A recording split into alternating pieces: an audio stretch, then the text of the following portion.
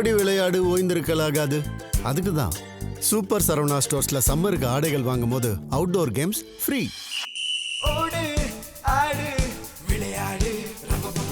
Super Saravana stores summer கோடையை கொண்டாடலாம்.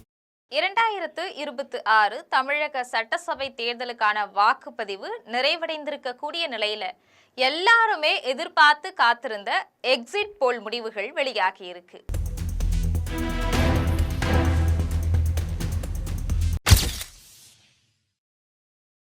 இந்த முடிவுகள் தமிழக அரசியல்ல மிகப்பெரிய மாற்றத்துக்கான அறிகுறியை காட்டுது.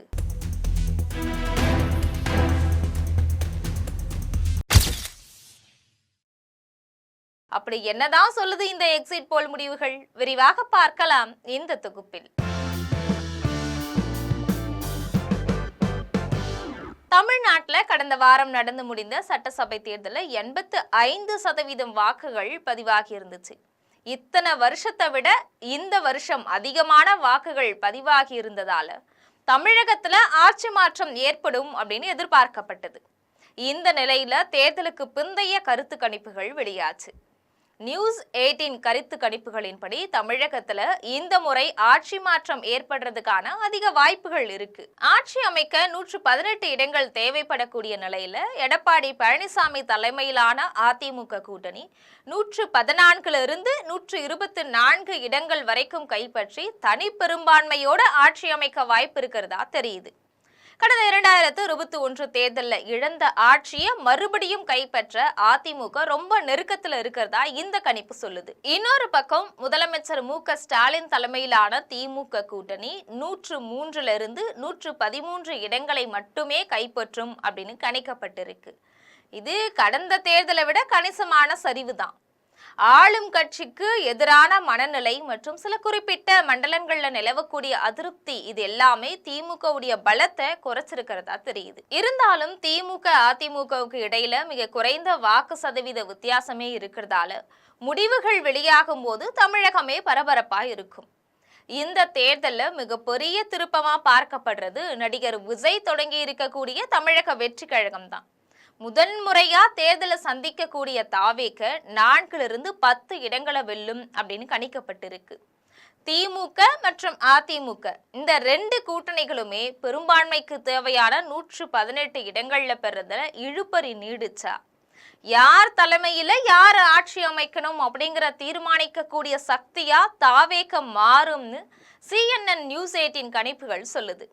ஆனா விஜய் திமுகவை தீய சக்தி அப்படின்னு சொல்லிட்டு வரக்கூடிய நிலையில அந்த கட்சி கூட கூட்டணிக்கு போறதுக்கு வாய்ப்பு கிடையாது. ஒருவேளை அதிமுக கூட்டணி கூட போனா அங்க பாஜக இருக்கிறதால அவரு கூட்டணி அமைப்பாரா அப்படிங்கிற சந்தேகமும் எழுது. அதிமுகவை தன்னுடைய பிரச்சாரங்கள்ல கடுமையா விமர்சனமும் செஞ்சிருந்தார். அதுலயும் எடப்பாடி தொகுதியை விட்டு வேற தொகுதியில பழனிசாமி போட்டியிட்டு வெல்ல முடியுமா அப்படின்னு கேள்விலாம் எழுப்பியிருந்தாரு.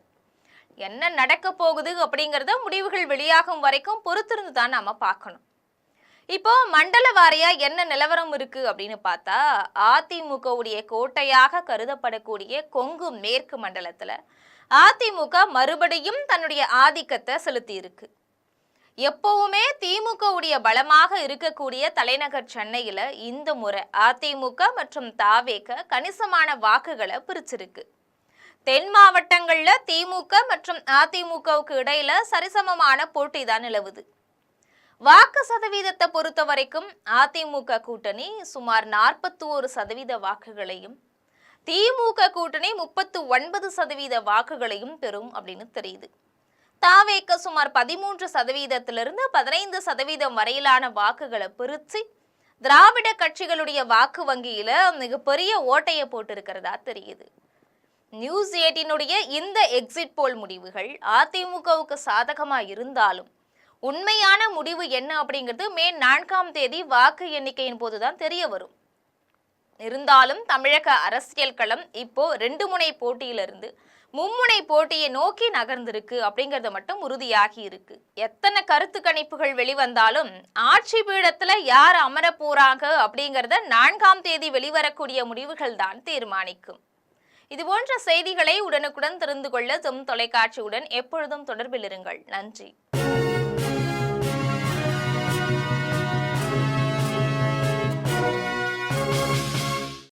விளையாடு ஓய்ந்திருக்கலாகாது. அதுக்கு தான் சூப்பர் சரவணா ஸ்டோர்ஸ்ல சம்மருக்கு ஆடைகள் வாங்கும் போது அவுட்டோர் கேம்ஸ் ஃப்ரீ.